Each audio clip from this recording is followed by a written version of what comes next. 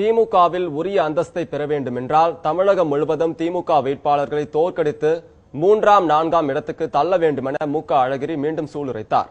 நெல்லை முன்னாள் எம்எல்ஏவும் கட்சியில் இருந்து நீக்கப்பட்டவருமான மாலை ராஜாவின் இல்ல நிகழ்ச்சியில் பங்கேற்க வந்த அழகிரி, திமுகவில் மானத்தோடு வாழவும் மரியாதை கிடைக்கவும் இழந்த அந்தஸ்தை பெறவும் வேண்டுமென்றால் திமுக வேட்பாளர்களை தோற்கடிப்பதுடன் 3ஆம் 4ஆம் இடத்துக்கு தள்ள வேண்டும் என சூளுரைத்தார்.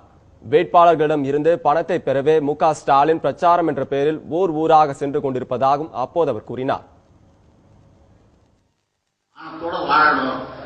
நமக்கெல்லாம் திருப்பி இந்த அந்தஸ்து கிடைக்கணும், உண்மையா உழைக்கிறவங்களுக்கு இந்த கட்சியில மரியாதை கிடைக்கணும், இந்த கட்சிக்கு தலைவராக வரணுமோ பொருளாளராக வரணுமோ பொதுச் செயலாளராக வரணும், உங்களுக்காக தான் நான் சொல்லிக்கிறேன். அதுக்காக தான் சொல்றேன். நீங்க